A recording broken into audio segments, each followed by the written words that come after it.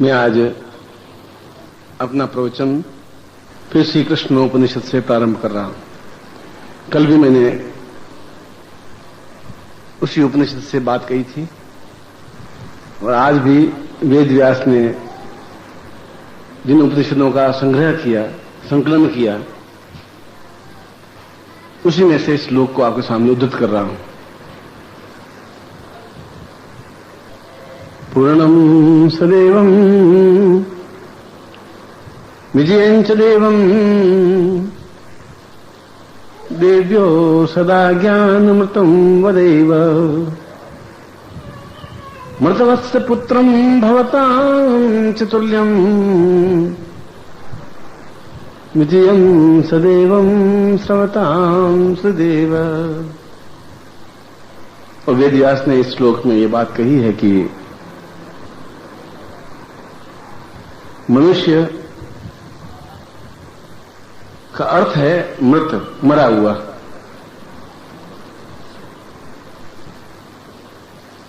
जिंदा इसलिए है कि सांस ले रहा है, और यदि सांस समाप्त हो जाता है तो शरीर के वे सारे अंग प्रत्यंग तो उसके होते हैं, मगर वह मृत कहलाता है। हाथ, पांव, नाक, कान, आंख, उसमें कहीं कोई त्रुटि नहीं आती, मगर फिर भी वो मृत कहलाता है। और वह जीवित इसलिए कहलाता है कि वह सांस लेने की क्रिया उसमें है, और सांस लेता भी है, सांस निकालता भी है, छोड़ता भी है, लेता भी है, और तीन कार्य करता है। सांस लेता है, धारण करता है और छोड़ता है।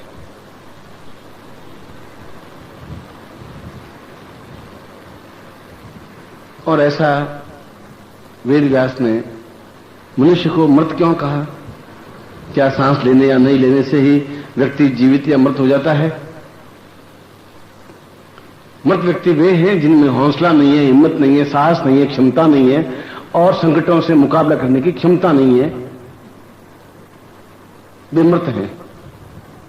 मनुष्य तो हैं, जिंदा भी हैं, चलते फिरते भी हैं, मगर उसके बाद भी मरे हुए से हैं, इसलिए कि उनमें एक नीरसता है, उसमें कोई रस नहीं है, कोई नवीनता नहीं है, कोई चेतना नहीं है, कोई प्रबुद्धता नहीं है।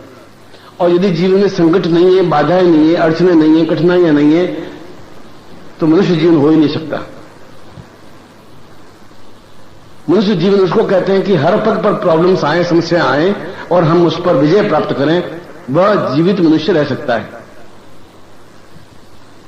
और विज्ञान इस बात को स्वीकार करता है कि जिन्होंने संघर्ष किया, जो संघर्षशील व्यक्ति हैं या जानवर हैं या जीव हैं, जो संघर्षशील हैं, वे जीवित रहे। जिनमें संघर्ष करने की क्षमता समाप्त हो गई, वो मर गए।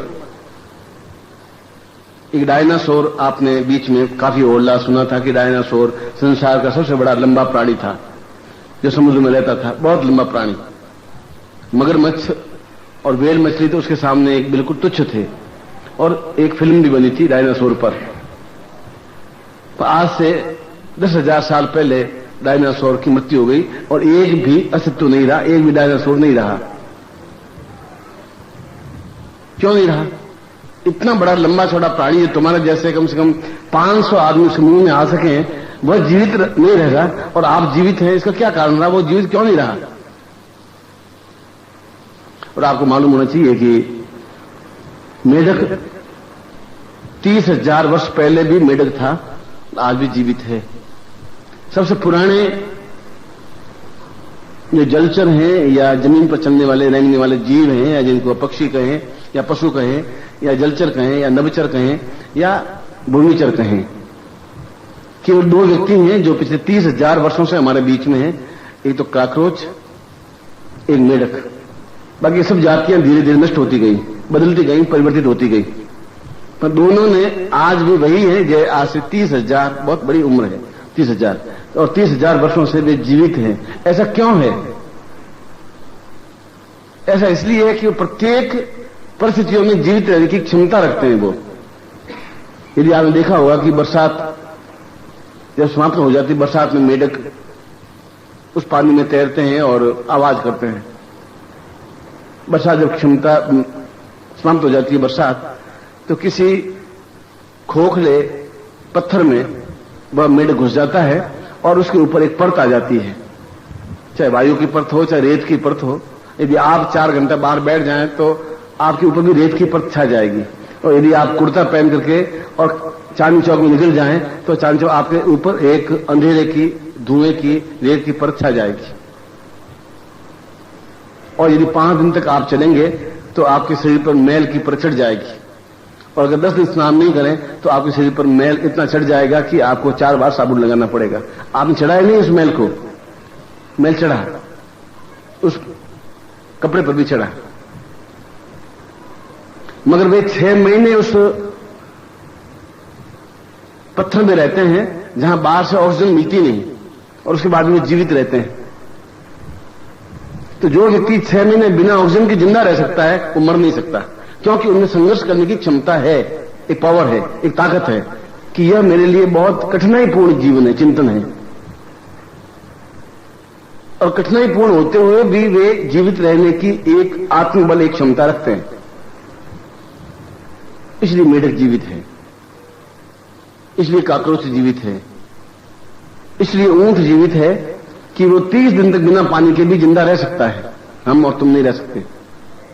बिना पानी पिए भी 30 दिन चल सकता है मेरुस्थल में, रेगिस्तान में। यह केवल छोटे से उदाहरण है, मगर मैं छोटे से उदाहरण आपको इसलिए दे रहा हूं कि जिंदा वही व्यक्ति रहता है जिसमें संघर्ष करने की पूर्ण क्षमता हो। और संघर्ष वो कर सकता है जिसके सामने प्रॉब्लम्स आए, समस्या आए। समस्या आएंगी नहीं तो वो संघर्ष करेगा भी क्या? किससे संघर्ष करेगा? दीवारों से, दरवाजों से, पत्थरों से। वहां संघर्ष होता ही नहीं। और पति पत्नी के बीच में संघर्ष नहीं होता, मतभेद होते हैं। आप मतभेद को लड़ाई झगड़ा कहते हैं, मैं कहता हूं मतभेद है। वो कहते हैं कि मैं आनंद सिनेमा पिक्चर देखने जाऊंगी, आप कहते नहीं हम तो उस रिवोल्यूशन सिनेमा देखने जाएंगे। कोई लड़ाई झगड़ा कुछ नहीं है। आपका ईगो अलग है, उसका ईगो अलग है। वो एक अलग बात कहती है, आप एक अलग बात कहते हैं, और ये टकराहट है आपके जीवन की। इसीलिए घर में एक टकराव की, एक तनाव की स्थिति है। वह आपका संघर्ष नहीं है। इसलिए आपका संघर्ष पुत्र से भी नहीं है, आपका संघर्ष पत्नी से भी नहीं है, और आपका संघर्ष आपसे खुद से भी नहीं है। इसलिए आप समाप्त हो जाते हैं धीरे धीरे। और इसी 200 साल, 300 साल, 500 साल जीवित रहे, ये हमने सुना। और यदि आप उस लेवल पर हों तो आज आप देख सकते हैं कि वे 500 साल, 1000 साल पुराने हैं, इतनी आयु लिए हुए हैं, और हम केवल 60 साल और 70 साल जीवित रह पाते हैं।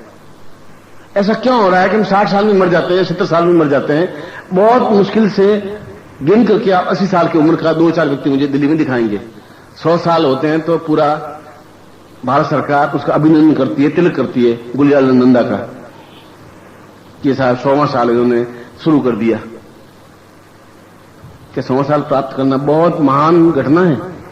तो मेरे तो 60,000 साल उन्होंने आयु प्राप्त कर ली। मगर चूंकि 100 साल आयु प्राप्त व्यक्ति नहीं कर पाता, व्यक्ति इसलिए टूट जाता है कि व्यक्ति के सामने संघर्ष है ही नहीं।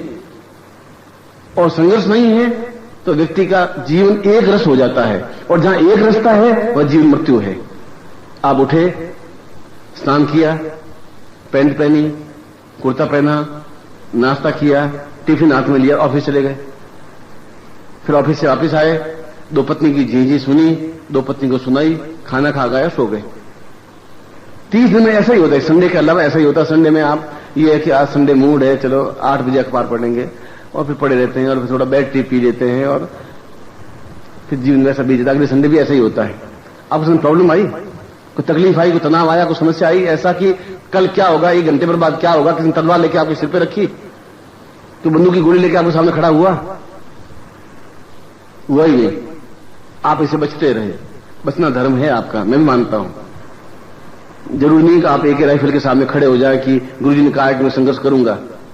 मगर यदि खड़ा हो जाए तो आप में क्षमता होनी चाहिए कि आप उसको धक्का देकर के और उसके सीने पर खड़े हो सकें। इन ताकत आप में होनी चाहिए। वो ताकत तब आ पाती जब आप में आत्मबल होगा। जब आत्मबल नहीं है तो आप जीवन में सफलता प्राप्त नहीं कर सकते, और जो उसकी गोली चली आप मर जाएंगे। और यदि आत्मबल है तो आप खड़े होकर के उसको एक लात मारेंगे, उसकी राइफल अलग गिरेगी, वो खुद अलग गिरेगा, आप उसकी छाती पर बैठ कर सफलता प्राप्त कर लेंगे। दोनों स्थितियां आपके सामने। इसलिए प्रत्येक व्यक्ति भयभीत है। जो संसार पैदा होता है उस क्षण से लगा करके जो मृत्यु तक है, उसके जीवन में और कुछ नहीं होता, भय होता है, बस खत्म। और वो भय पैदा करते हैं आप, और दूसरा कोई भय पैदा नहीं करता।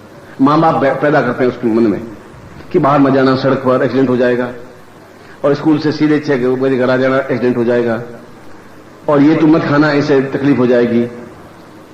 और उसको हर मोमेंट पर हम कोंचते रहते हैं, तुम्हें ये नहीं करना है, तुम्हें ये नहीं करना है, तुम्हें ये नहीं करना है, ऐसा करने से भी तकलीफ हो जाएगी, ऐसा करने से तकलीफ हो जाएगी, और हम उसको भय के अलावा कुछ देते ही नहीं है, क्योंकि हम खुद भी भय से पैदा हुए और हमने उनको भय दिया, और भय दिया इसलिए व्यक्ति कायर बना, इसलिए बुज़दिल बना। हम अपने लड़कों को ताकतवान नहीं बना सके, साहसवान नहीं बना सके, और 80 किलो का व्यक्ति ताकतवान नहीं बनता। गांधी तो 42 किलो के थे सिर्फ, और आप और हमसे बहुत ज्यादा ताकतवान थे, और अंग्रेजों से लोहा लिया, एकदम संघर्ष किया लाखों लोगों से, और उसकी वाणी में इतनी ताकत थी कि हजारों लोग सूली पर चढ़ गए, फांसी पर चढ़ गए, झूल गए, गोलियां खा गए।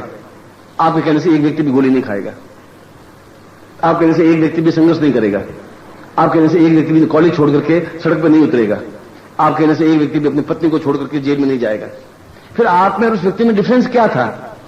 ये तो अभी की घटना है, 50 साल की, 60 साल की, 70 साल की, क्योंकि आप में आत्मबल नहीं है। उस व्यक्ति में आत्मबल था कि मैं ऐसा करके छोड़ूंगा, और आप में आत्मबल ये नहीं है कि होगा कि नहीं होगा, कोशिश कर लेते हैं, देख लेते हैं, उम्मीद तो नहीं है, फिर भी ट्राई कर लेते हैं। यही आपका भय स्टार्ट हो जाता है, और जब भय स्टार्ट होता है, जब भय स्टार्ट हो जाता है तब भय के साथ मृत्यु जुड़ी होती है, क्योंकि मृत्यु और भय एक ही शब्द है। अगर आपने सैनिकों को देखा होगा तो आर्मी वाले क्या करते हैं, आर्मी ऑफिसर उनको एक दिन में 1000 बार एक लाइन बुलवाते हैं, जो डरा सो मरा, बस उनकी यही प्रार्थना होती है, उनकी स्तुति भी यही होती है, कोई जय जगदीश हरे करते ही नहीं। वो सुबह उठते ही सबसे पहले ही बोलते हैं जो डरा सो मरा, फिर दौड़ते हैं तो भी डरा सो मरा, और दिन भर में एक व्यक्ति, एक सैनिक को 1000 बार बुलवाते हैं। वो एक दूसरे व्यक्ति से बात करते, नमस्ते नहीं करते, वो कहते जो डरा सो मरा, वो भी उसको कहता है जो डरा सो मरा। यदि आप आर्मी फील्ड में जाएं तो दीवारों पर और कुछ लिखा हुआ नहीं, श्री कृष्ण शरणम मम लिखा हुआ नहीं होता, भगवान श्री कृष्ण रामचंद्र जी जय ऐसा लिखा नहीं होता, वहां केवल यही लाइन लिखी होती है। ये क्या चीज है? उनके मन में जो भय है, इसके मां बाप ने डाल दिया, वो निकालने की कोशिश कर रहे हैं, इसलिए वो उस हथगोलों और बमों के बीच में भी निर्भीकता से चला जाता है। मर सकता है, जिंदा भी रह सकता है, तो जिंदा रहने के चांसेस उनके ज्यादा होते हैं, क्योंकि उनमें एक हिम्मत, एक साहस, एक क्षमता पैदा होती है कि देखा जाएगा। जीवन के छोर पर जीवन है, इस जीवन पर मृत्यु है, दोनों बीच में है, मर जाएंगे तो मर जाएंगे, पर जिंदा रह जाएंगे तो जिंदा रह जाएंगे। कृष्ण ने भी अर्जुन को यही कहा था गीता में कि अर्जुन तुम बहुत कायर, तुम बहुत बुज़दिल हो, क्योंकि तुम्हें ऐसा ही पैदा किया गया, तुम श्रुत हो, तुम्हें ताकत निर्भीकता नहीं है, तुम्हें क्षमता नहीं है, तुम्हें हौसला नहीं है, और मैं कहता हूं तू मरण को प्राप्त कर, तू मर जा पहले, ये जो मर भी जाएगा तो स्वर्ग मिलेगा आगे, जहां अप्सराएं नृत्य करती हैं, जो कृष्ण ने कहा, मैं वो बात दोहरा रहा हूं सिर्फ। ये स्वर्ग है, नरक है, अप्सराएं हैं कि नहीं है, मैं इस परिच्छेद को इसमें नहीं उठा रहा हूं। जो कृष्ण ने कहा, मैं उस बात को उसको समझाने के लिए उसने कहा, और अगर तू जिंदा रह गया तो विजय प्राप्त करेगा, लोग जय जयकार करेंगे, और आने वाली 5000 पीढ़ियां तुम्हें याद करेगी। दोनों जीवन में तुम्हें लाभ ही लाभ है, हानि है ही नहीं। जीत जाओगे तो लाभ है, मर जाओगे तब भी लाभ है। और अर्जुन युद्ध के लिए सन्नद्ध हुआ, तैयार हुआ, धनुष बाण हाथ में लिया, गांडीव को हाथ में लिया, और अपने सामने जितने भी खड़े थे उनके स्वर संधान करके, तीर संधान करके, और युद्ध में विजय प्राप्त किया। यहां तक कि उनके पुत्र की मृत्यु भी हो गई, अभिमन्यु की मृत्यु भी हुई, यहां तक कि द्रोणाचार्य की भी मृत्यु हो गई, उनके गुरु की, यहां तक कि भीष्म की भी मृत्यु हो गई। मगर फिर भी अर्जुन और कौरव और भीम और नकुल और सहदेव और श्री कृष्ण जीवित रहे, मर नहीं सके। क्या विशेषता थी कि ये नहीं मरे और दुर्योधन और दुशासन मर गए? हुआ क्या था? युद्ध तो दोनों बराबर हो रहा था, इक्वलिटी थी दोनों में, दोनों के गुरु एक ही थे, द्रोणाचार्य उनके भी गुरु थे, द्रोणाचार्य उनके भी गुरु थे, कौरवों को भी द्रोणाचार्य ने पढ़ाया, पांडवों को द्रोणाचार्य ने पढ़ाया। उन्हें भय था कि हम हारेंगे ही, इसमें कोई दो राय नहीं है, हम हार जाएंगे। उधर कृष्ण बैठे हैं और उनको पूर्ण विश्वास था कि हम हार ही नहीं सकते, कृष्ण खड़े, हम कहां से हारेंगे, हारने का सवाल है ही नहीं। ये भय और अभय की एक बीच की स्थिति थी, और वह व्यक्ति जिंदा रह सकता है जो संघर्ष कर सकता है, जो संघर्ष करने की क्षमता रखता है, जो संघर्ष को निमंत्रण करता है, जो संघर्ष को बुलाता है, जो अपने सामने संघर्ष उत्पन्न करता है और फिर संघर्ष से जूझता है और जूझ कर सफलता प्राप्त करता है, तो असीम आनंद की उपलब्धि होती है। कोर्ट में आप केस लड़ते हैं, कोर्ट में केस लड़ते हैं, हर बार भयभीत के हारेंगे जीतेंगे, शायद कैसे नहीं, हमारा वकील उससे मिल गया कि नहीं मिला, क्या साला कुछ पता नहीं, आप तनाव तनाव तनाव के अलावा कुछ नहीं होता। मगर जब जीत जाते हैं तो आपके चेहरे की प्रसन्नता, मुस्कुराहट इतनी तेज होती है कि शीशा भी एकदम से तड़क जाता है। आज आप बहुत ज्यादा खुशी। उस दिन क्या हो गया था, पहले क्या हो गया था, पहले आप भयग्रस्त थे, उस दिन आप थोड़े भय से मुक्त हुए। इसलिए यदि जीवन में सफलता प्राप्त करनी है, और सन्यासी जब दीक्षा लेता है, सन्यासी ग्रस्त नहीं, और हम में से प्रत्येक सन्यासी है, आप में से कोई ग्रस्त है ही नहीं, तो पत्नी आपकी नहीं, पुत्र आपका है नहीं, पति आपका है नहीं, बंधु बांधव आपके है नहीं, मकान जायदाद आपकी है नहीं। अगर सब आपके होते तो फिर आपके साथ चिता के ऊपर जले जाते हैं सब। अगर कोई जा नहीं रहा, मैंने तो देखा नहीं, मेरे 70 साल के इतिहास में मैंने ये देखा नहीं कि पति गया तो पत्नी भी साथ में मरी, मकान को भी जला दिया, नोट के टुकड़े भी अंदर डाल दिए, बक्से भी अंदर डाल दिए, हीरे मोती भी अंदर डाल दिए, अंगूठी में डाल दी। मैंने तो देखा नहीं, शायद आपने भी नहीं देखा। ये सुना कि राम नाम सत्य है, आगे गया गत है, आगे गया गत है, पर यहां तो गत है ही नहीं। अब आगे तो किसने देखा? और हम वापिस जाते हैं, स्नान करके वापिस आते हैं, फिर तराजू में 10 कम तोलते हैं और हम दुकानदार वैसे चलाते हैं। फिर बच्चों कहते हैं देख सड़कों में जाना, एक्सीडेंट हो जाएगा, देख उसका एक्सीडेंट हो गया किशन लाल का, देख मदन लाल का एक्सीडेंट हो गया, देख हरिराम का एक्सीडेंट हो गया, तू मत जाना। और हम उनको कायर, हम उनको बुज़दिल बनाते हैं। इसलिए मैं कह रहा हूं कि ग्रस्त कोई होती ही नहीं चीज, और संन्यास भी कोई चीज नहीं होती। इसलिए संन्यास चीज नहीं होती जिसकी आंख में विकार है, जिसकी आंख में गंदगी है, जो एक लड़की को देखने के बाद कामातुर हो जाता है, आप उसको सन्यासी कैसे कहेंगे? कैसे सन्यासी हुआ? साधु कैसे सन्यासी हो गया? ये ग्रस्त व्यक्ति भी सन्यासी है और सन्यासी व्यक्ति भी ग्रस्त है, और ग्रस्त व्यक्ति भी ग्रस्त नहीं है, सन्यासी व्यक्ति भी सन्यासी नहीं है। दोनों में अपने आप में दोनों मरते एक ही स्थान पर, एक ही तरीके से, एक ही जगह जाके जलते हैं, एक ही प्रकार की लकड़ियों में जलते हैं, एक ही जगह जाते होंगे। या तो कब्र में इसको गाड़ देते हैं, या नदी में प्रवाहित कर देते हैं, या लकड़ियों में जला देते हैं। तो इनमें से कोई एक स्थिति बनती है, क्योंकि उनको रखते ही नहीं। पत्नी कहती है तुरंत इनको ले जाओ और जला दो। मुश्किल से आप 4 घंटे भी आंगन में आपको रख दे तो बहुत बड़ी बात है। हाँ, ये अंतिम दर्शन करने के लिए बर्फ की शिला चारों तरफ रख करके, क्यों नेताजी हैं, अब उनको 24 घंटे रखना पड़ेगा, तो वो रख देते हैं और उनको फिर 24 घंटे बाद जला देते हैं। इतना ही ज्यादा ये होता है। मैं शरीर 24 घंटे नहीं रह सकता, 4 घंटे बाद उनमें बदबू आने लग जाती है, 8 घंटे बाद उसमें कीड़े पड़ने लग जाते हैं, 24 घंटे बाद उसको उठाने की हिम्मत नहीं होती। बाप का शरीर कितना ताकतवान, कितना क्षमतावान, कितना संघर्षवान है, ये तो आप निर्णय कर सकते हैं। इस शरीर में ताकत नहीं है, और भय के अलावा जीवन में है ही नहीं। प्रारंभ से ही आपके मन में भय है, और जहां भय है वहां मृत्यु है ही। क्यों? भय और मृत्यु एक ही चीज। और कृष्ण भी यही बात कह रहे थे। कृष्ण क्यों हमें याद आ रहा है, मुझे क्यों याद आ रहा है, आपको क्यों याद आ रहा है, और मदन लाल क्यों नहीं याद आ रहा है जो कृष्ण के साथ पैदा हुए थे वहां। और इतने कौरव पैदा हुए थे, आप में भी या तो कौरव होंगे या पांडव होंगे, जरूर होंगे ही होंगे, क्योंकि आपके जन्म तो बराबर होते ही रहे। या तो कौरवों के सीने में होंगे या पांडवों के सीने में होंगे। मगर आपके नाम तो मुझे याद नहीं, द्वारका में आपका नाम क्या था। मैं कृष्ण का नाम याद है इसलिए कि उन्होंने जिंदगी के प्रारंभ से लगा के अंत तक संघर्ष के अलावा कुछ किया ही नहीं। सुख नहीं मिला उनको जिंदगी में, सुख जैसी चीज उन्होंने देखी ही नहीं। पैदा होते ही जब 2 महीने का था तब पूत ना करके उनको मारने की कोशिश की। थोड़े से बड़े हुए बगासुर आया, फिर कंस ने एक और राक्षस को भेजा, फिर और किसी राक्षस को मारने की उपक्रम किया, फिर कालिया नाग आया, उनको डसने की कोशिश की।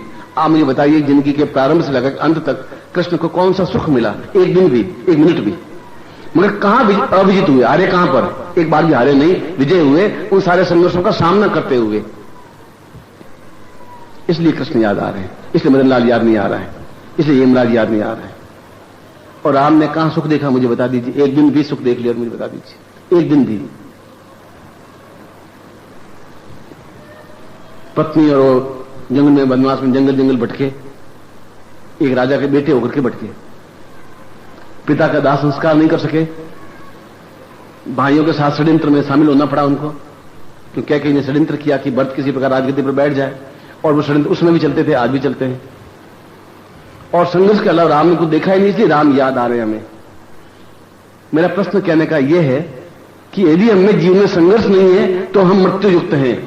हमें और मृत्यु में डिफरेंस कुछ नहीं है। इसलिए वो मरे हुए व्यक्ति हैं, और आज से जो ये है कि मरे हुए व्यक्ति हैं और सांस ले रहे हैं, और उनको देख देख के बड़ा आश्चर्य हो रहा है कि ये कैसे मृत व्यक्ति है जो सांस भी ले रहे हैं, चल भी रहे हैं। एक छोटा मोटा शिकारी था जिसको कोई खास शिकार बंदूक चलाना आता नहीं था। बेटे ने कहा आप बहुत शिकारी हैं। करे हमें शिकारी 20 बाघ को एक गोली मारी, 20 बाघ समाप्त।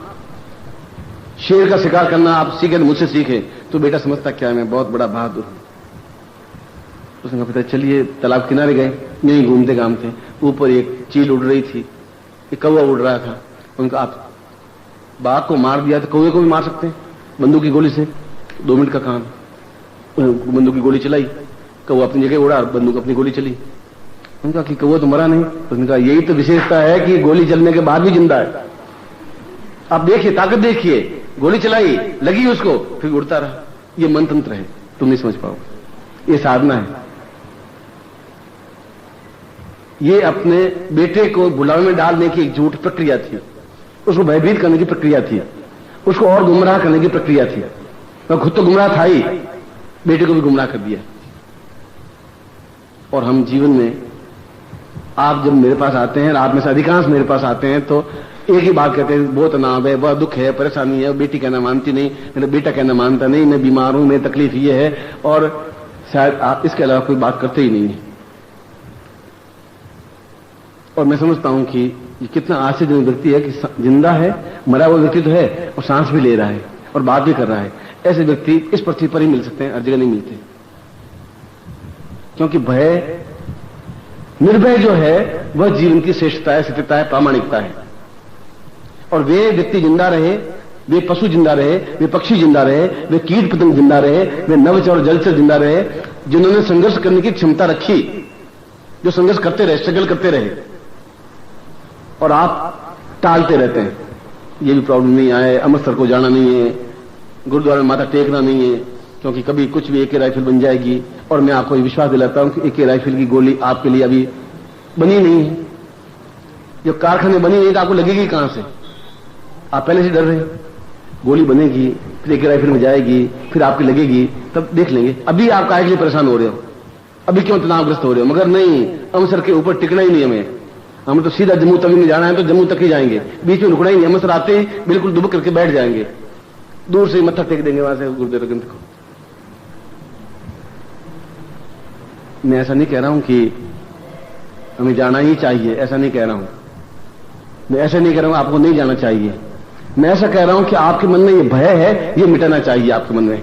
और आप में से अधिकांश व्यक्ति उस भय को लेकर के मेरे पास आ रहे हैं, जो घटना घटी नहीं आपकी जिंदगी में।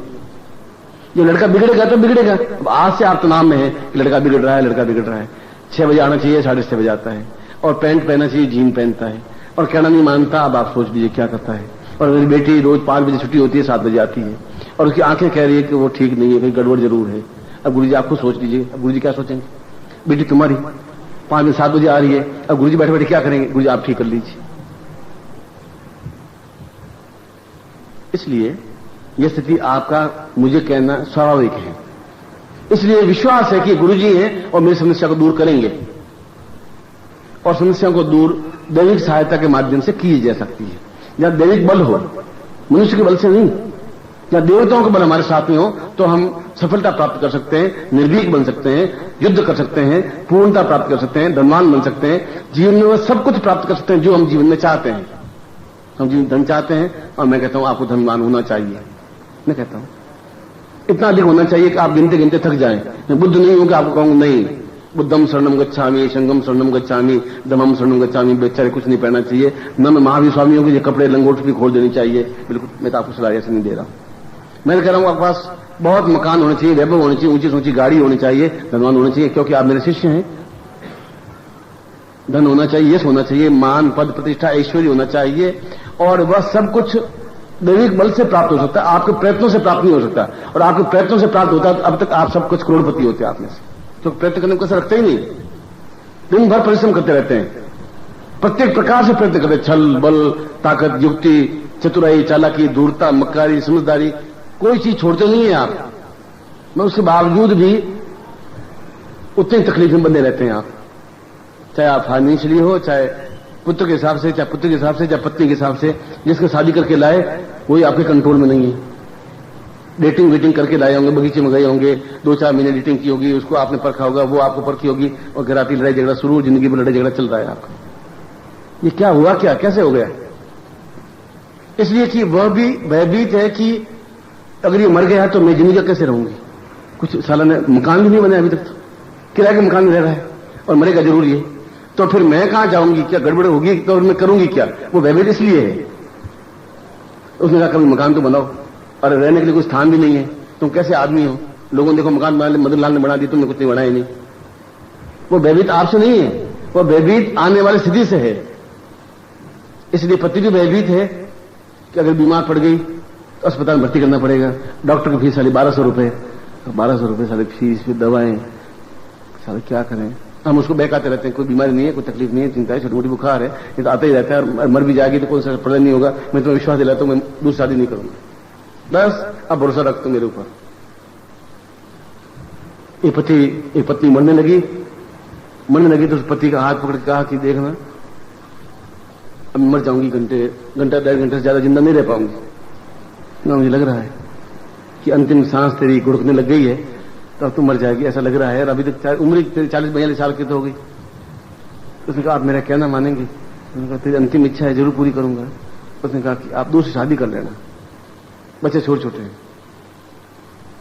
मैं तेरी बात तो मानूंगा, पर 6 महीने पहले विश्राम करूंगा, पहले आराम करूंगा, बहुत दुखी हो गया हूं मैं, तो मेरे साथ रहते 6 महीने विश्राम कर लूंगा, फिर शादी कर लूंगा तुम कहोगे तो। अभी तो 6 महीने तक तो मुझे थोड़ा माफ करने दे, उसके बाद देख लूंगा।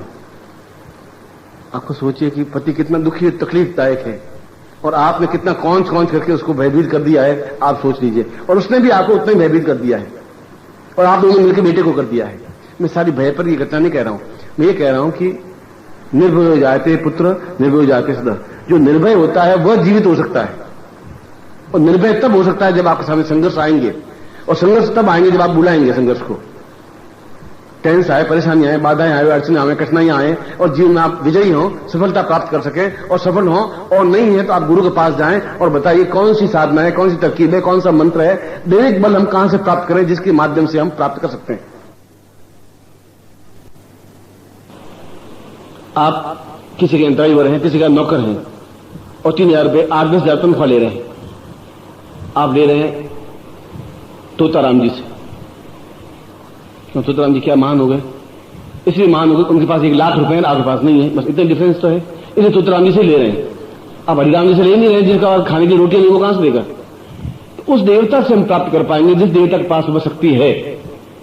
अगर लक्ष्मी है तो वो धनवान हमें बनाने में क्षमतावान हो सकती है, क्योंकि उस चीज में वह सिद्धस्थ है। अब उस देवी बल प्राप्त कैसे करें, वो आपको ज्ञान नहीं है, और वह ज्ञान नहीं है इसलिए आप भयभीत हैं। और जिस दिन आपके पास दैविक बल प्राप्त हो जाएगा तब आप आर्थिक दृष्टि से संपन्न हो जाएंगे, पर बिना दैविक बल के संपन्न नहीं हो सकते। ये हनुमान ज्ञान गुण सागर जाकर राम बुद्ध महात्मा, इस हनुमान जी आपको सही में आ नहीं सकते, हनुमान जी कुछ कर ही नहीं सकते, कुछ नहीं हो सकता, क्योंकि आपके लिए कौन सा मंत्र, कौन सी साधना, कौन सी विधि उपयुक्त है जिसके माध्यम से आप ये सफलता प्राप्त कर सकें, ये आपको ज्ञात नहीं है। इसलिए ज्ञात नहीं है कि आपके पास कोई गुरु नहीं है। और 10 लाख में से एक गुरु होता है, ये मैं आपको बता देता हूं। 10 लाख व्यक्तियों का गणना करें, एक गुरु निकलता है, बाकी पंडे निकलते हैं, बाकी पुजारी निकलते हैं, बाकी पूजा करने वाले निकलते हैं, बाकी घंटा घड़ियाल बजाने वाले निकलते हैं, बाकी झालर झंकार बजाने वाले निकलते हैं। वे गुरु नहीं हो सकते।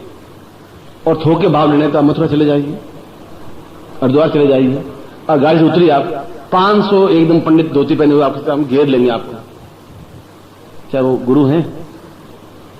वहां तो गौदान 5 रुपए में करवा देते हैं, और मैं तो गऊ की पूंछ के बाल भी नहीं खरीद सकता 5 रुपए में, अब गौदान में कहां से करवाऊंगा? मैं करवा देते हैं, 2 रुपए में करवा देते हैं। मैंने करवाया, मैं खुद मां की मृत्यु हुई गया तो मुझे मालूम था कि ये गौदान कराना ही पड़ेगा, यहां मैं तो नहीं पार, मां को कराना पड़ेगी, क्योंकि वो कहते हैं कि मैं तो नहीं पार करवाई तो मां इधर टिक जाएगी। मुझे मालूम था ये सब फ्रॉड है, छल है, झूठ है, धक है, इनको कुछ ज्ञान है ही नहीं। तो उसने कहा यजमान कुछ मर गया तेरे, क्यों दौड़ जाते पहले यही पूछते हैं कि वो मर गया क्या हुआ। तो मैंने कहा कि मेरी मां मर गई। हाँ ठीक है, मैं तुम्हारा पंडा मैं हूँ। कोई प्रमाण कोई लेख कुछ है तुम्हारे पास? मैं कैसे मानूं तुम पंडे हो, क्योंकि ये इतनी भीड़, कोई कुर्ता खींच रहा है, कोई धोती खींच रहा है, चारों तरफ से बाल नोच रहा है, आखिर तुम हो, कोई तो प्रमाण तो दो। चलो तो और बही निकालता है, बही निकाल करके फिर पढ़ता है कि तुम्हारे दादाजी आए थे और दादाजी का नाम ये था। अब मन सेटिस्फाइड होते हैं कि दादाजी नाम तो ये था, और दादाजी ने सोने की थालियां दी। दादाजी खाने की पीतल की बर्तन तो थे ही नहीं है? वो तो रोज तकलीफ आ रहे थे, और सोने की थालियां कहां से दे दी? मगर उसको इसलिए कहना पड़ रहा है कि ये भी कुछ दे तो सही। उन्हें सोने की थालियां दी, 500 रुपए तो दे। तो उन्होंने कहा कि तुम्हारे दादाजी आए थे, सोने की थालियां दी, हमारे हिस्से में तो आई नहीं, न मेरे भाई के हिस्से में आई, न मेरे हिस्से में आई, तो सोने की थालियां यही देकर के सब समाप्त हो गए। और आश्चर्य, घोर आश्चर्य। तुम नास्तिक मत बनो, तुम नास्तिक हो बच्चे। नास्तिक हूं, नास्तिक नहीं है, पर मुझे अपना दादाजी के बारे में नॉलेज है। सोने थोड़ी पीतल की बर्तन भी नहीं थे उनके पास, मुझे अच्छी तरह से ज्ञात। न चलो छोड़ो तुम, अब मरे कौन तुम्हारे? मेरी तो मां है। न चलो नदी पर हरिद्वार पे ले गए, उनका यहाँ गौदान कराना पड़ेगा। करा देंगे, हम तैयार है। तुम्हारे पास पैसे कितने? पैसे तो मेरे पास थे, मैं सत्य भी नहीं बोल सकता था, मैं सत्य भी नहीं बोल सकता था। जो पंडित थे 500 में था अकेला, और वहां पर सीधे पकड़ा और बांधा और सियावर राम सिंह की माता जी के पास भेज देते हैं गंगा जी में डाल करके। तो मैंने कहा मेरे पास 1 2 3 4 45 रुपए हैं। सारा कंजूस, 45 रुपए, और यहां आया और मां का साथ कराने के लिए आया। 45 रुपए होगा क्या? होगा क्या मतलब, मेरे पास अब है ही नहीं तनख्वाह, मैं तो नौकरी कमाता हूँ। 35 रुपए है, जिसमें जाने का किराया अभी बाकी है, टिकट लिया नहीं है मैंने, कोई रिजर्वेशन नहीं है मेरा। कितना किराया लगता है? 15 रुपए। 45 रुपए पीछे रहे 30 ला, मैं गौदान करा देता हूँ। मैं 30 लाऊंगा, सराय के पैसे देने बाकी हैं, 5 रुपए सराय वाले को देने। नरसिंह सराय हरिद्वार की मशहूर है, आप देखा नहीं होगा। और फिर शाम को रोटी खानी मुझे, कल सुबह भी रोटी खानी है, फिर एक रिक्शा करना है, रिक्शे से जाना है। उसने सारा कैसा सुबह से मुंह देखा, कंजूस सारा पैदा मिल गया। अब ये दिन भर में पहला तो जजमान मिला, पहले सारा कंजूस, अब सारा 5 रुपए 7 रुपए इसके पास बचे। ला 5 रुपए मिला, 5 रुपए तो लाऊं, मैं आपको देने को तैयार हूं महाराज, मुझे तो कोई आपत्ति है नहीं। मगर सुबह मेरे एक कुर्ता था, गुम गया। अब कुर्ता नहीं है, और आप खुद सोचिए कि क्या पहन के जाऊंगा। और बाजार में 2 रुपए में कुर्ता, हाँ 2-3 रुपए मिल जाता है। तो मैंने कहा 2 रुपए बाकी बचे, आप जैसा कहो, खिलाओ 2 रुपए मिलाओ, तुम्हारी मां दूंगा, वेतन पार करवा दूंगा। अब 2 रुपए मेढक भी नहीं आता सारा, जो गंगा में बहता है। 2 रुपए में ठेठ और गाय खरीद करके फिर वेतन पार करवा देगा, वे आपके गुरु हैं। अब वो तिलक लगाए हुए, चंदन लगाए हुए बैठे हुए, शीशे में आप मुंह देखते हैं, वो भी शीशे मुंह देखते हैं, आप खुश हैं, क्या गुरु हैं? वे गुरु नहीं, फिर आपको ज्ञान कहां से दे पाएंगे? इसलिए मैंने कहा 10 लाख में 1 आध गुरु होता है। यदि आपको जीवन में ऐसे कोई गुरु मिल जाए तो। और संसार में गुरु शब्द और कहीं है ही नहीं। टीचर शब्द है, मास्टर शब्द है, ये पैसे लेके काम करता है, वो है। गुरु शब्द नहीं है। ये गुरु परंपरा केवल भारतवर्ष में ही है, और आज नहीं है, पिछले 50,000 वर्षों से है। इसलिए ये शब्द नहीं मर पाया, बाकी सब शब्द मरे, पर ये गुरु शब्द नहीं मर पाया। वशिष्ठ के समय में भी यही शब्द था, आज के समय में भी यही शब्द है, क्योंकि गुरु कोई व्यक्ति नहीं है, गुरु एक शब्द है, गुरु एक ज्ञान है, गुरु एक चेतना है, गुरु एक प्रबुद्धता है। जिसमें ज्ञान की प्रबुद्धता है वह गुरु है। मैं तुम्हारा गुरु हूं कि नहीं हूं मैं नहीं कह रहा हूं, पर मेरा ज्ञान है, वह आपका गुरु है। वह आपको सही ढंग से ज्ञान दे पाएगा, चेतना दे पाएगा कि यह मंत्र है जो तुम्हारे लिए सही है, यह साधना सही है। तुम ये दक्षिणा बैंड चढ़ा मत चढ़ा, चरण स्पर्श कर मत कर, तो तेरी मर्जी है, मुझे इसकी जरूरत है ही नहीं। मेरे जो सिर जोर से पटकेगा तो उल्टी नाड़ियां एक आगे सरकेगी, तो खोपड़ी से मेरा चरण ठीक नहीं हो पाएगा, उसकी मुझे जरूरत नहीं है। पर मैं जो साधना दूंगा वह दैविक बल के लिए जरूरी होगा। इसलिए सारे ब्राह्मण मेरे अलावा, या 10, 15, 20, 25, 50 छोड़ दीजिए, सभी कहते हैं ग्रहण बहुत खराब है, ग्रहण काल में उठना नहीं चाहिए, ग्रहण काल में काम नहीं करना चाहिए, ग्रहण में खाना नहीं खाना चाहिए, मटकियों के जल छोड़ करके मटकियां उल्टी रख देते हैं। अब रखते नहीं रखते, पहले जमाने में रखते थे। और भूखे रहना चाहिए, और फिर ग्रहण समाप्त होते स्नान करना चाहिए, और उसके बाद वापस काम करना चाहिए। ग्रहण जैसा कोई खराब शब्द है ही नहीं। सारे गुरु यही कहते हैं, और सारे आपके परिवार वाले भी यही करते हैं। इसलिए कहते हैं परिवार वाले कि उन्होंने अपने बाप से यही सीखा, आप भी अपने बेटे को ये कहते हैं कि ग्रहण काल में बेटा कुछ नहीं करना चाहिए, ग्रहण काल सबसे खराब है, क्योंकि राहु आता है और सूर्य के मुंह में डाल देता है, और मुंह में डालता है ग्रहण हो जाता है। इतना बड़ा सूर्य एक राहु कैसे मुंह में डालेगा, मेरे समझ में, तुम्हारे समझ में आ रहा होगा तो मेरे समझ में नहीं आ रहा है। साइंस इस बात को स्वीकार नहीं कर रही है। मगर गीता में कृष्ण कह रहे हैं कि ग्रहण से श्रेष्ठतम कोई समय है ही नहीं, अद्वितीय समय है, एक ऐसा समय है जिसके उस समय जो कुछ भी किया जाए उसमें सफलता मिलती ही है। और इसलिए महाभारत युद्ध ठीक उस समय शुरू हुआ जब पूर्ण ग्रहण काल था और पांडव विजयी हुए। पांडवों का युद्ध शुरू कर दें, दोनों भी बजा दें, शंख बजा दें, 5 जन बजा दें, उसने कहा नहीं अभी नहीं, अब ठहर जाओ, ठहर जाओ, कौरव सामने खड़े हैं, तलवार लिए हुए खड़े हैं, गदाएं लिए हुए खड़े हैं, हम खड़े हैं, दोनों भी बज रही है, 20 मिनट तैयार हो गए हैं और तुम करो ठहर जाओ, नहीं तुम ठहर जाओ, अभी नहीं करेंगे। तुम कालो यम निर्विदा विपुलाच लक्ष्मी, काल क्षण अपने आप में बहुत मूल्यवान है। मैंने अभी 15 मिनट पहले कहा कि मैं 10 मिनट बाद आपको प्रयोग करवाऊंगा। आपने सोचा गुरु जी कोई काम होगा अंदर, क्योंकि आप तो तर्क वाले हैं ना, कोई को सोचा ही होगा।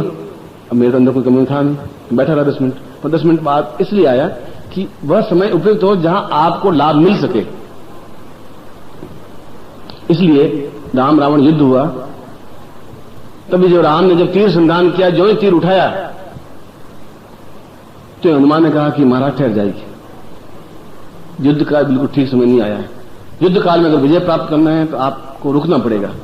और यदि आपको, मैं तो सेवक हूं, मैं आज्ञा तो नहीं दे सकता आपको, मैं निम्र विनीत कर सकता हूं, विनय कर सकता हूं, मगर आप विश्वामित्र को साथ में लेकर के पूछिए क्या समय उपयुक्त है। आप ध्यान में अपने गुरु को सामने लाइए और उस ब्रह्मरंध्र में या उस आज्ञा चक्र में स्थापन करिए। अब देखिए ये सब बात आपको समझा रहा हूं कि जब राम कर सकते हैं तो फिर आप भी आज्ञा चक्र में गुरु को स्थापन कर सकते हैं। आप भी अपने गुरु को हृदय में स्थापन कर सकते हैं, उस आज्ञा चक्र में उसको दे सकते हैं। जब राम गुरु से परमिशन दे सकते हैं फिर आप भी दे सकते हैं। जब राम विश्वामित्र उन राम को समझा सकते हैं फिर आप भी समझा सकते हैं, क्योंकि राम में आप में कोई अंतर था ही नहीं। जहां तक मैंने सुना है उनके 2 हाथी थे, 2 पांव थे, 2 आंखें थी, 2 कान थे, 20 हाथ 50 हाथ उनके थे नहीं, तो आपके भी नहीं। इसलिए जमीन से कोई महापुरुष होता ही नहीं, आज तक नहीं हुआ। जमीन से सब आप जैसे ही हैं। अपने कार्यों से, संघर्ष से आदमी राम और कृष्ण, बुद्ध और महावीर और चैतन्य बनता है। यदि आप में संघर्ष है तो आप राम बन सकते हैं, कृष्ण बन सकते हैं, बुद्ध बन सकते हैं, महावीर बन सकते हैं, चैतन्य बन सकते हैं, जीवित रह सकते हैं 1000, 2000, 5000 साल तक भी, यदि आप में संघर्ष करने की क्षमता है और यदि आप निर्भीक हैं और चुनौतियों को सामने बुलाते हैं, हर समय चुनौतियों का सामना करते हैं, हर प्रॉब्लम आती है उसका फेस करते हैं। यदि आप में एक क्षमता है, ये भावना है, तब आप विजित रह सकते हैं, संघर्षशील हो सकते हैं, सफलता प्राप्त कर सकते हैं। और उसके लिए आप में दैविक बल जरूरी है, क्योंकि राम को भी विश्वामित्र की जरूरत थी और विश्वामित्र ने यही कहा तुम ठहरो, 2 क्षण बीत जाइए, 2 घड़ी, 1 घड़ी 24 मिनट की होती है, उसके बाद तुम पहला तीर संधान करना, पहले नहीं। अब कहां विश्वामित्र, फिर अयोध्या के पास में आश्रम में, कहां रावण, राम फिर पूर्व दक्षिण में रामेश्वरम के पास में और उससे भी आगे। मगर वहां से भी उनका आपस में संचार होता रहा। आप भी कहीं भी हो, चाहे यहां हो चाहे 2000 मील दूर हो, आपके आज्ञा चक्र में भी गुरु स्थापित हो सकते हैं। गुरु आपको बता सकते हैं और आप गुरु की आज्ञा प्राप्त कर सकते हैं और गुरु आपको गाइड कर सकते हैं और आप गुरु से गाइड हो सकते हैं।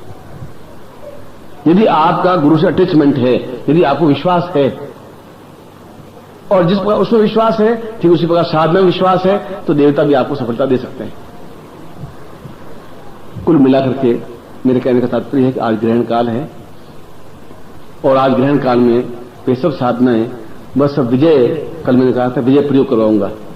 और विजय का मतलब है जो आपके जीवन में समस्याएं हैं इनमें सफलता प्राप्त होनी चाहिए। अभी आपने वो क्षमता आ नहीं पाई है क्योंकि आपने उन देवताओं को, उन दैविक बल को प्राप्त नहीं कर पाए। आप दैविक बल को छोड़ के गुरु को भी प्राप्त नहीं कर पाए। जो गुरु को भी प्राप्त नहीं कर पाए तो देवता कहां से आपके जीवन में आ पाएंगे। इसलिए आपको विजय की जरूरत है, आपको संघर्ष की जरूरत है, आपको निर्भय होने की जरूरत है, आपको निडर होने की जरूरत है। और आपकी जो भी इच्छा है, और प्रत्येक व्यक्ति के मन में इच्छा रहनी चाहिए। इच्छा विहीन पशु, इसकी इच्छा ही नहीं है वो तो मरा हुआ है, उसको इच्छा है ही नहीं। क्या कर रहे हो? कुछ नहीं कर रहे। तो तुम कुछ तो करते होंगे, कुछ नहीं, रिटायर्ड है।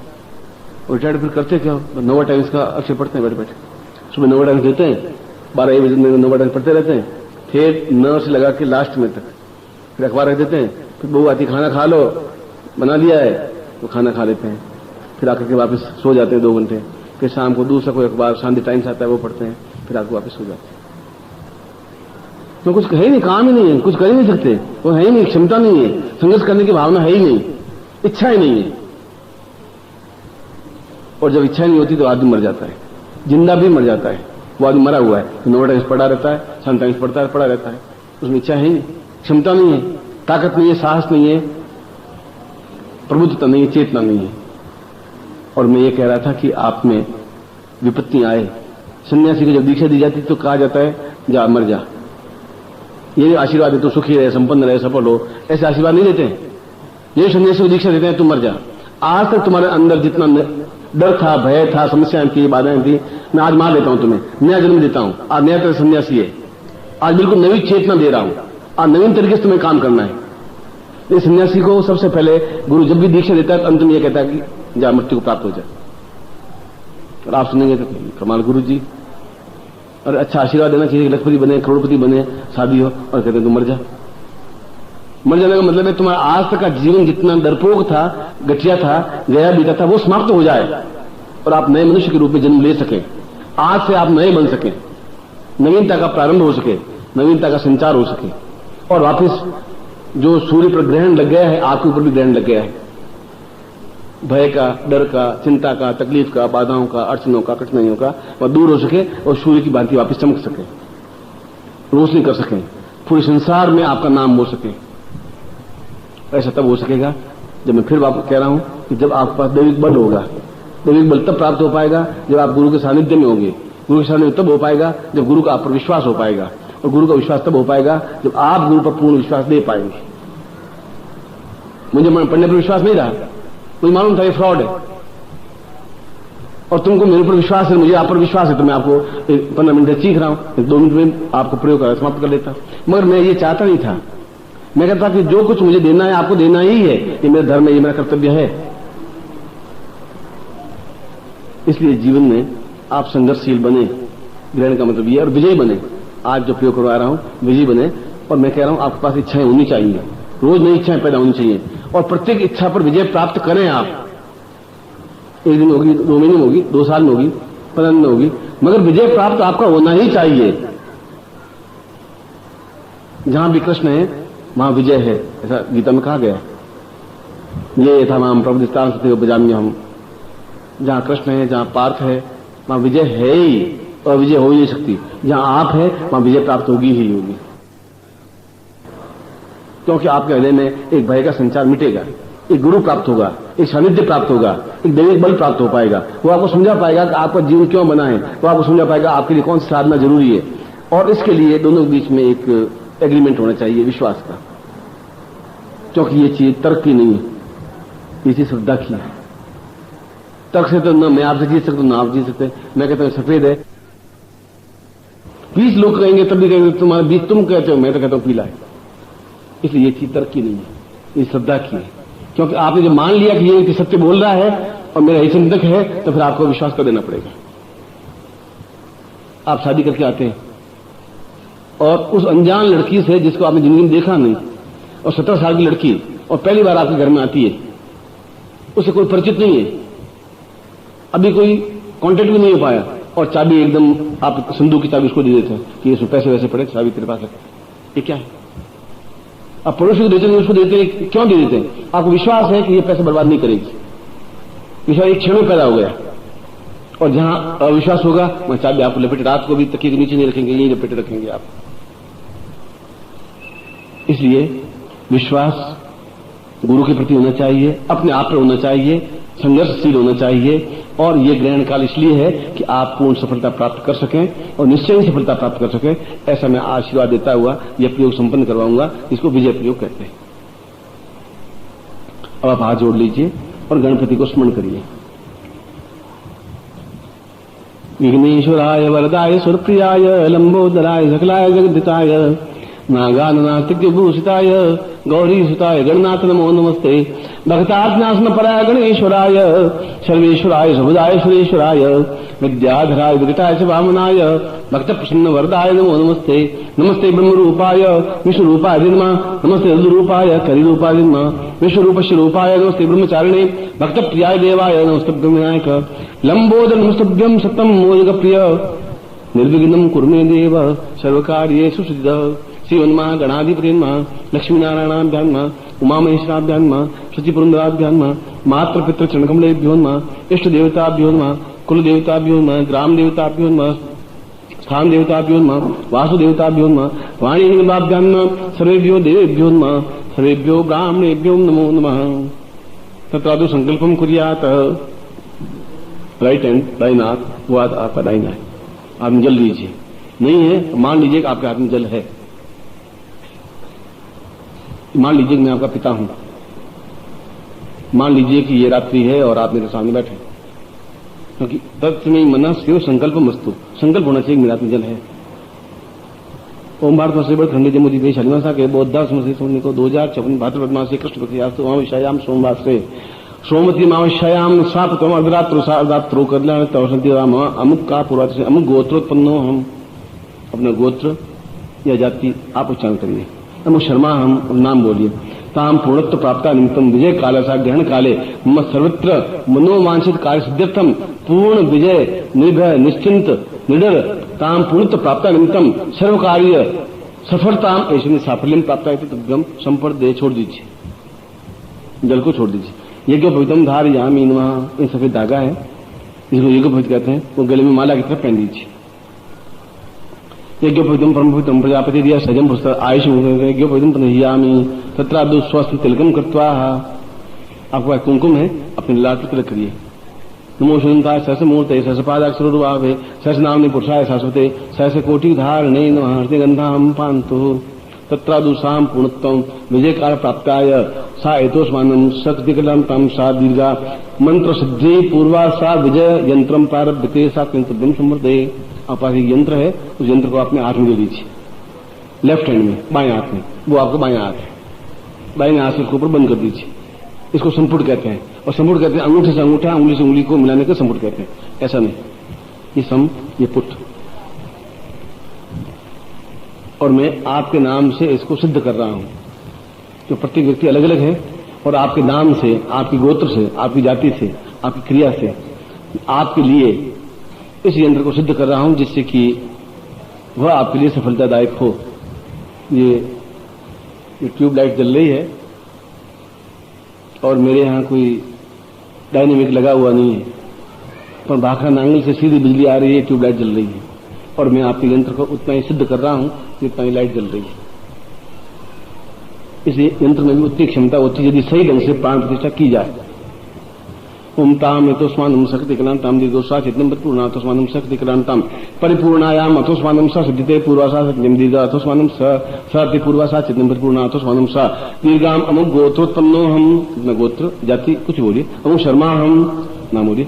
सा पितु पिता का नाम बोलिए। ताम पूर्णत्व मम समस्त विजय प्राप्ता निमित्तम तत्रादु एतोस्मानं। अब जो भी आपके सामने समस्याएं हो, बाधाएं हो, जो सबसे पहले बाधा हो, अड़चन हो, नंबर 1 2 3 4 5 तो बोलिए। फिर तो मैं बोलूंगा सर्वत्र विजय, ऐसा बोलूंगा।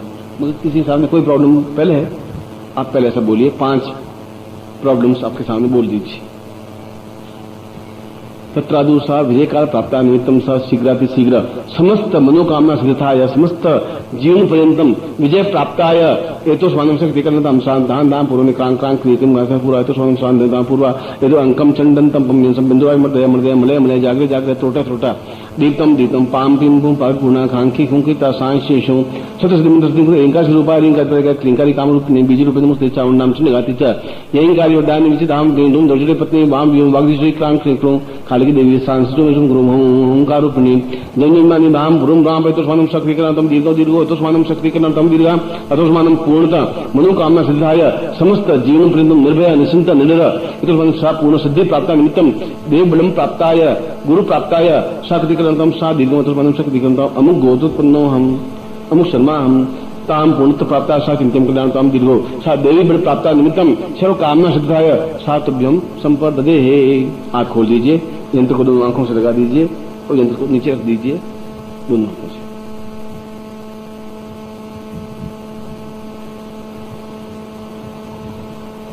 और हाथ जोड़ दीजिए। गुरु ब्रह्मा गुरु विष्णु गुरुदेवो महेश्वरा गुरु साक्षात् परब्रह्म तस्मै श्री गुरु श्रीकमलेभ्यो नमः। ध्यान मूलम गुरु मूर्तिर पूजा मूलम गुरुपदम मंत्र मूलम गुरु वाक्यम मोक्ष मूलम गुरु कृपा मूंगं करोति वाचालम पंगु लंघयते गिरिम यत्कृपादो वन्दे परमानंद माधवम गुरुचरणेभ्यो समर्पयामि नमः। तत्रादु साम गुरुत्वम एतु स्वानम समस्त देह अंग प्रत्यंग त्वाम शून्य समर्पयामि त्वाम आज्ञां परिपालय तम चित्तम चित्त तम देवम देह तम प्राणम प्राण ताम पूर्णत्व प्राप्ता निमित्तम संपूर्ण जीवन पर्यंतम सर्व इच्छाम ताम पूर्णत्वाय एतोस्मानम सत्यतिकरण तुभ्यम संपर्ददे तत्रादु प्रार्थयेत। त्वमेव माता च पिता त्वमेव त्वमेव बन्धुश्च सखा त्वमेव त्वमेव विद्या।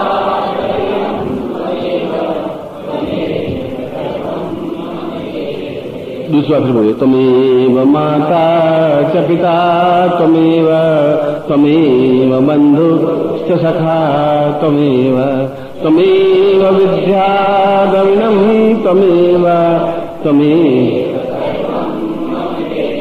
एक बार और, त्वमेव माता च पिता त्वमेव त्वमेव।